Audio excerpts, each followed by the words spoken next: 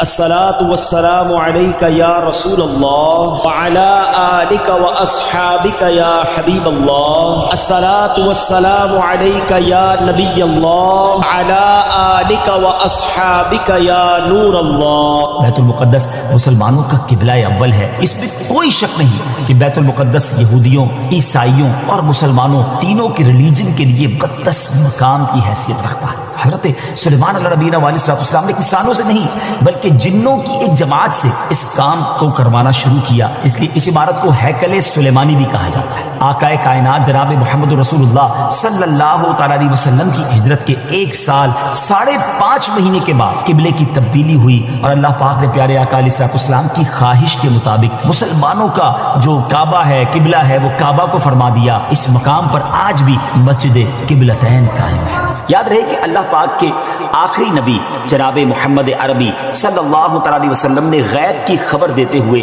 اپنی امت سے ارشاد فرمایا کہ قیامت سے پہلے 6 چیزیں گن کر رکھو۔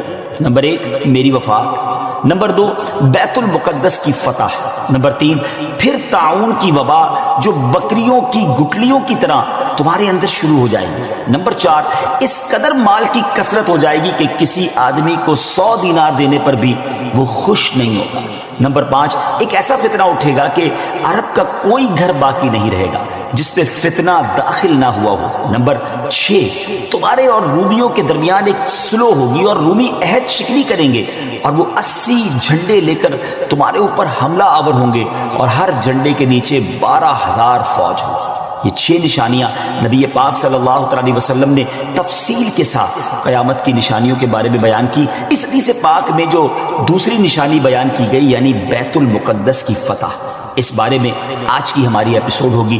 یہ تو آپ نے سن ہی لیا کہ حدیث پاک میں سے قیامت کی نشانی کے طور پر فرمایا گیا ہے۔ اس بارے میں مزید بات کرنے سے پہلے آئیے پہلے ذرا بیت المقدس کے بارے میں کچھ سنتے ہیں کہ یہ کس جگہ کو کہا جاتا ہے اور اس کی تاریخ کیا ہے۔ بیت المقدس مسلمانوں کا قبلہ اول ہے۔ یہ فلسطین کے شہر القدس میں واقع ہے۔ بعض نے اس شہر کو بھی بیت المقدس کہا ہے۔ اس کو القدس کا نام کیوں دیا گیا، اس کے بارے میں حکیم الامت مفتی احمد یار خان نعیمی رحمۃ اللہ تعالی لکھتے ہیں کہ چونکہ اس زمین میں حضرات انبیاء کے مزارات بہت ہیں اس لیے اسے قدس کہا جاتا ہے۔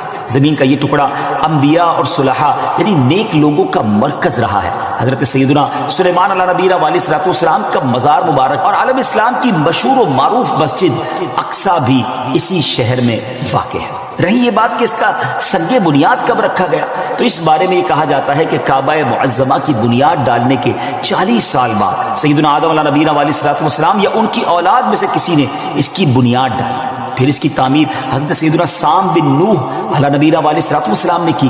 پھر ایک عرصے کے بعد حضرت سیدنا داؤد علیہ نبینا علیہ السلام نے بیت المقدس کی بنیاد اسی مقام پر رکھی جہاں حضرت سیدنا موسیٰ علیہ نبینا علیہ السلام کا خیمہ نصب کیا گیا تھا۔ اس عمارت کے پورا ہونے سے قبل حضرت سیدنا داؤد علیہ نبینا علیہ السلام کی دنیا سے وفات کا وقت قریب آ گیا، تو اب آپ نے اپنے بیٹے حضرت سیدنا سلیمان علیہ نبینا علیہ السلام کو اس کو مکمل کرنے کی وصیت فرمائی۔ حضرت سلیمان علیہ نبینا علیہ السلام نے کمال کا انتظام کیا۔ آپ نے انسانوں سے نہیں بلکہ جنوں کی ایک جماعت سے اس کام کو کروانا شروع کیا۔ 1 سال کا کام باقی تھا۔ اب ذرا غور کیجئے کہ جنات تعمیر کر رہے تھے مگر آپ کے انتقال کا وقت قریب آ گیا۔ آپ نے غسل فرمایا، نئے کپڑے پہنے، خوشبو لگائی اور اس طرح تشریف لائے کہ عصا پر یعنی اپنے جو لاٹھی تھی اس پر ٹیک لگا کر کھڑے ہو گئے۔ ملک الموت حضرت اسرائیل علیہ السلام نے جن کا کام ہی روح قبض کرنا ہے، انہوں نے آپ کی روح اسی حالت میں اسی عالم میں قبض کر لی۔ اب اسی طرح آپ عصا پر ٹیک لگائے کھڑے رہے۔ جی ہاں، دنیا سے آپ جا چکے تھے، وصال فرما چکے تھے، مگر آپ کا جو مبارک جسم ہے وہ عصا پر ٹیک لگائے کھڑا رہا۔ یہ اللہ کی شان ہے۔ حضرت سلیمان علیہ السلام کا یہ معجزہ بھی ہے۔ یہاں میں ایک اور دلچسپ بات آپ کو بتاتا چلوں کہ جب حضرت سلیمان علیہ السلام حیات تھے تو جنات کو رات کی رخصت بھی مل جاتی تھی، وہ دن میں کام کرتے تھے۔ حضرت سلیمان علیہ السلام بھی آرام کرنے چلے جاتے تھے، مگر آپ چونکہ اب کھڑے ہی تھے تو اب جنات کو دن رات راؤنڈ دا کلاک کام کرنا پڑ گیا۔ ہر وقت وہ آپ کھڑے رہے تو آپ کو اجازت مانگتے تھے، لیکن کسی میں ہمت نہیں ہوتی تھی کہ وہ اجازت مانگنے آپ سے مانگے، تو آپ سے اجازت بھی نہیں مانگ سکتے تھے۔ تو جنہوں نے 4 سال تک یک لخت، جی ہاں آل دا وے، دن رات برابر کام کیا۔ اچھا، حضرت سلیمان علیہ السلام جو ہیں وہ عصا پر کھڑے ہیں، نہ جسم میں کوئی تبدیلی آ رہی ہے۔ اللہ اکبر، یہ بھی اللہ کے نبی کی شان دیکھی، اس کی تعمیر کی تکمیل چونکہ حضرت سلیمان علیہ السلام کے زیر نگرانی ہونی تھی، اس لیے اس عمارت کو ہیکل سلیمانی بھی کہا جاتا ہے۔ بیت المقدس کی روشنی کا انتظام بھی نرالے انداز میں ہی کیا گیا تھا۔ وہ اس طرح کہ حضرت سلیمان علیہ السلام نے بیت القدس کی مسجد کو سنگ مرمر سے اور ہیروں، موتیوں اور یاقوت سے بنوایا، اور بیت المقدس کے گنبد کے سرے پر کبریت احمر، یہ سرخ گندک جی تھی، اس کا اہتمام کیا، اس کی روشنی کئی میلوں تک پہنچتی تھی۔ اللہ اکبر۔ اچھا ناظرین، جیسے اس کی تعمیر کا وقت پورا ہونے لگا تو اللہ کی شان دیکھیں کہ آپ کے اس عصا کو، اس لکڑی کو دیمک نے کھایا اور آپ کا جسم زمین پر تشریف لایا۔ پھر لوگوں کو بھی پتہ چلا اور جنات کو بھی پتہ چلا کہ حضرت سلیمان علیہ السلام دنیا سے جا چکے ہیں۔ سبحان اللہ، اتنی شاندار یہ عبادت ہے۔ بیت المقدس کی خدمت کے لیے کثیر خادمین حاضری دیتے رہتے۔ ایک وقت ایسا آیا کہ حضرت سیدنا زکریا علیہ نبی علیہ السلام کے مبارک زمانے میں بیت المقدس کے خدام کی تعداد 4000 تھی، اور خدام کے 27 یا 70 سردار تھے، جن کے امیر سیدنا زکریا علیہ نبی علیہ السلام تھے۔ حضرت سیدنا آدم علیہ السلام سے لے کر حضرت سیدنا موسیٰ علیہ نبی علیہ السلام تک کعبہ یعنی بیت اللہ شریف ہی کعبہ رہا۔ پھر حضرت سیدنا موسیٰ علیہ نبی علیہ السلام سے لے کر حضرت سیدنا عیسیٰ علیہ السلام تک بیت المقدس قبلہ رہا۔ جب آقا کائنات جناب محمد رسول اللہ صلی اللہ تعالی علیہ وسلم کی آمد ہوئی اور آپ نے اعلان نبوت فرما کر اسلام کی تعلیم اور اشاعت کا سلسلہ شروع کیا، تو مکہ مبارک میں جتنا عرصہ رہے اس وقت تک بھی مسلمان بیت المقدس کی طرف رخ کر کے عبادت کرتے تھے۔ پھر نبی پاک علیہ السلام نے مدینے کی طرف ہجرت فرمائی، اور ہجرت کے بعد مدینہ منورہ میں بھی مسلمان 16 یا 17 مہینے تک بیت المقدس کی طرف رخ کر کے نمازیں پڑھتے رہے۔ ہجرت کے 1 سال 5.5 مہینے کے بعد 15ویں رجب پیر کے دن مسجد بنی سلمہ میں نماز ظہر کے درمیان قبلے کی تبدیلی ہوئی، اور اللہ پاک نے پیارے آقا علیہ السلام کی خواہش کے مطابق مسلمانوں کا جو کعبہ ہے، قبلہ ہے، وہ کعبہ کو فرما دیا، اور اب مسلمان کعبے کی طرف رخ کر کے نماز ادا کرنے لگے۔ اس مقام پر آج بھی مسجد قبلتین قائم ہے۔ حضرت سلیمان علیہ السلام کے بعد بنی اسرائیل کے زوال کے ساتھ ہی بنی اسرائیل 2 حصوں میں منقسم ہو گئے، تقسیم ہو گئے۔ ہیکل سلیمانی کی عزت میں بھی کمی آ گئی۔ ویسے تو ہیکل سلیمانی پر کئی حملے ہوئے، مگر ایران کے بادشاہ بخت نصر نے جو فلسطین پر حملہ کیا تھا، اس میں ہیکل سلیمانی کو مکمل طور پر مسمار کر دیا اور بڑے پیمانے پر یہودیوں کا قتل عام کیا۔ تورات جلا دی گئی، اور اس وقت یہودی غلاموں کو دریائے فرات کے کنارے آباد کیا گیا، اور انہوں نے اس بستی کا نام تل ابیب رکھا۔ اس کے بعد ایران کے پہلے کسرا خسرو نے یہودیوں کو واپس فلسطین جانے کی اجازت دے دی۔ تب وہ جنوبی فلسطین میں آ کر آباد ہوئے اور ہیکل سلیمانی کی اثر نو تعمیر کی، مگر یہ تعمیر بھی زیادہ عرصے قائم نہ رہ سکی، اور 70 عیسوی میں روم کے بادشاہ توتس نے ایک مرتبہ پھر ہیکل سلیمانی پر حملہ کیا، اسے مسمار کر دیا، اور یہودیوں کو فلسطین کے جنوبی حصے سے بھی نکال دیا۔ یوں فلسطین مکمل طور پر یہود سے خالی ہو گیا تھا۔ حضرت عمر فاروق رضی اللہ تعالیٰ عنہ کے عہد خلافت میں جب فلسطین فتح کیا گیا، اس وقت وہاں عربی النسل قبائل آباد تھے۔ اسلامی لشکر کے سپہ سالار سیدنا ابو عبیدہ بن جراح رضی اللہ تعالیٰ عنہ نے فتح یرموک کے بعد اسلامی لشکر کے ساتھ آپ دمشق آ چکے تھے۔ آپ نے اپنے اصحاب سے مشورہ کیا کہ قیصاریہ روانہ ہو یا بیت المقدس۔ حضرت سیدنا معاذ بن جبل رضی اللہ تعالیٰ عنہ کے مشورے پر عمل کرتے ہوئے سیدنا فاروق اعظم رضی اللہ تعالیٰ عنہ کی بارگاہ میں ایک مکتوب روانہ کیا گیا، دونوں شہروں میں سے کس شہر کا انتخاب کیا جائے۔ سیدنا فاروق اعظم رضی اللہ تعالیٰ عنہ نے جلیل القدر صحابہ کرام علیہ رضوان سے جب مشورہ کیا تو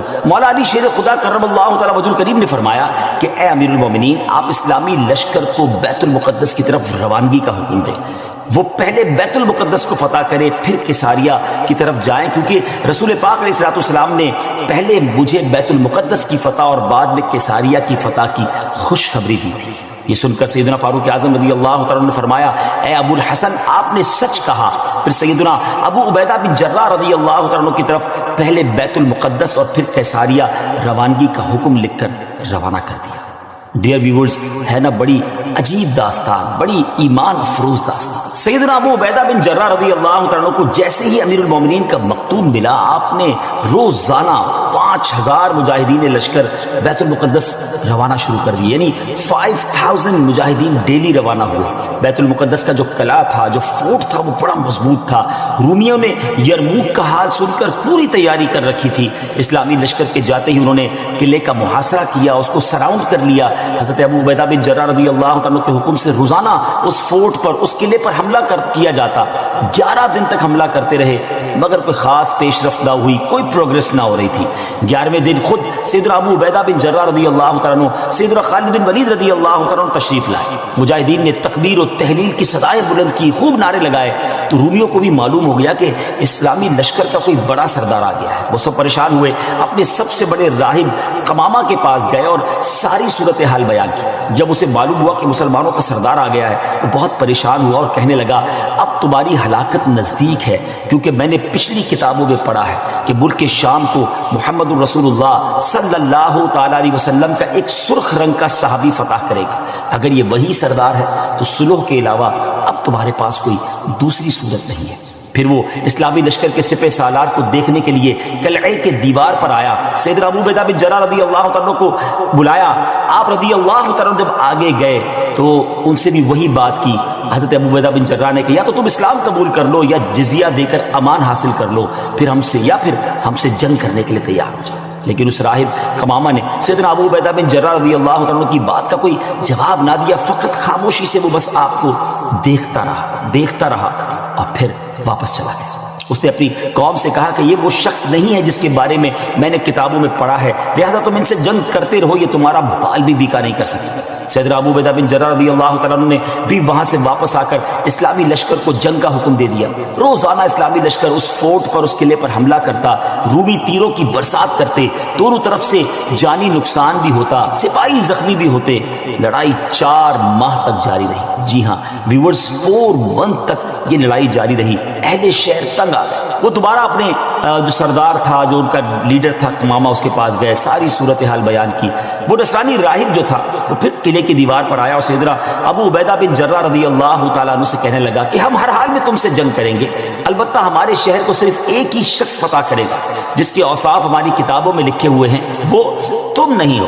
سیدنا ابو عبیدہ بن جراح رضی اللہ تعالیٰ نے فرمایا کہ تمہاری کتابوں میں اس کے کیا اوصاف لکھے ہوئے ہیں؟ اس نے کہا وہ ہم تمہیں نہیں بتائیں گے، البتہ اسے دیکھ کر ہم فوراً پہچان لیں گے کہ یہ وہی شخص ہے۔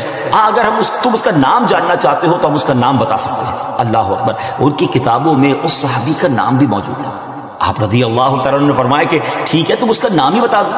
اس نصرانی راہب نے کہا کہ جو شخص ہمارے اس شہر کو فتح کرے گا وہ محمد الرسول اللہ صلی اللہ تعالیٰ علیہ وسلم کا صحابی ہوگا، اور اس کا نام عمر بن خطاب ہے، جو فاروق کے لقب سے مشہور ہوگا، اور وہ نہایت سخت گیر ہوگا، اللہ کے کاموں میں کسی ملامت کرنے والے کی ملامت کی پرواہ نہ کرے گا۔ سیدنا ابو عبیدہ بن جراح رضی اللہ تعالیٰ عنہ نے جیسے ہی یہ سنا